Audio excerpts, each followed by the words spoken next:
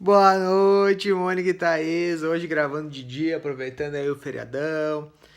Mais um vídeo de história. Agora vamos falar das guerras da Grécia. Sabe como é que é guerra? Uma galerinha de um lado tá descontente com alguma coisa que aconteceu ou quer invadir o lugar de uma outra galerinha que tá morando lá e aí fecha o cerco da zebra, dá uma guerra.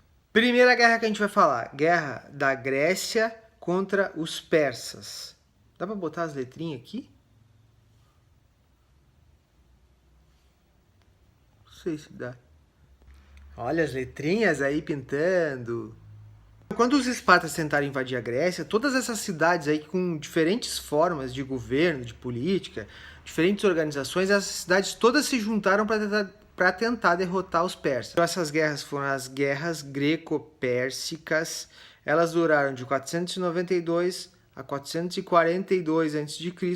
e foram os gregos que saíram vencedores. Quem ganhou a guerra? Os gregos ganharam. E aí o mar Egeu, pelo Tratado de Susa, o mar Egeu ficou de terra, de lugar que quem deveria ocupar, que deveria usar esse lugar eram os gregos. Outras guerras que aconteceram também foi dos gregos com os próprios gregos. Para ter força nessa guerra contra os persas, foi feita a Confederação dos Delos, que foram várias cidades que se uniram para tentar derrotar os persas. As cidades elas deveriam mandar ou dinheiro, ou soldados, ou navios para Atenas, para o Péricles, para ajudar a formar um exército para a guerra. Só que o Péricles pegou esse dinheiro e começou a construir outras coisas. Começou a construir uns monumentos gigantão, gastar uma grana para deixar a cidade bem bonita.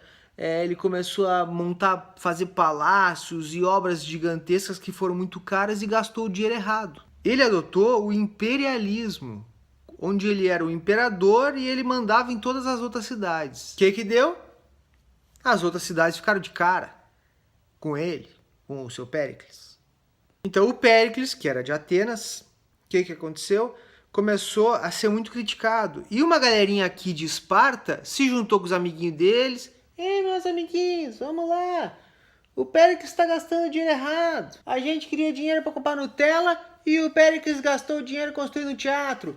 Vamos lá, atacar ele! Então essa galerinha de Esparta essa aqui, criou a Liga do Peloponeso, que é onde ficava Esparta. Partiu para brigar contra Atenas. Essa guerra foi chamada da Guerra do Peloponeso. E quem ganhou, sabe quem foi?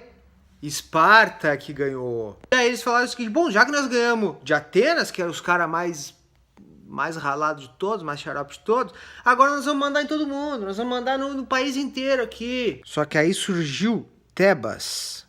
Tebas e umas outras cidades que eram amiguinhas de Tebas, vamos dizer que aqui em cima fosse Tebas e os amiguinhos, Tebas atacou aqui Esparta.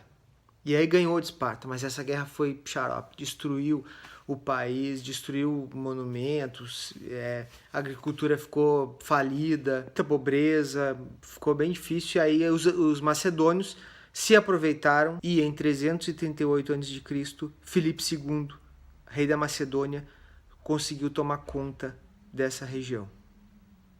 O filho dele, o Alexandre, o Grande, fez então o maior exército que se tem notícia. Todo o império dele começava no Egito, pegava a Grécia, pegava parte da Europa, pegava a parte da Ásia. O cara tinha tipo mais terra do que o Vornóbio. Com Alexandre o Grande, de imperador então, ele, a cada cidade que ele ia tomando conta, ele ia aproveitando a cultura dessa cidade.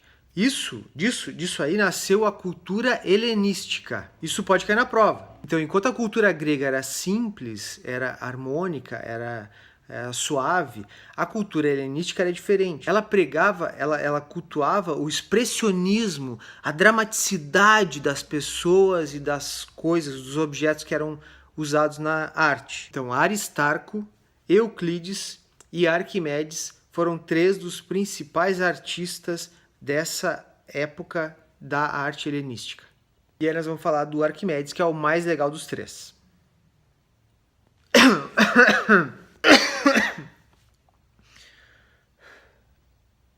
Bom, o Arquimedes ele ajudou em várias áreas, na física, na geometria. Uma das coisas que ele descobriu é o seguinte, ó, que era possível calcular a densidade de um objeto colocando ele dentro d'água e o quanto de água, de volume de água que aumentaria. Conta que ele ajudou o rei da Siracura a descobrir que uma coroa que o rei ganhou, ela não era feita só de ouro, tinham outros metais menos valiosos junto da coroa. E conta-se que ele descobriu isso quando ele estava tomando banho, pelado, ele teve essa visão, e aí ele fez o quê? Saiu correndo, gritando, Eureka, Eureka, que eu vou reproduzir agora para vocês como que foi essa cena.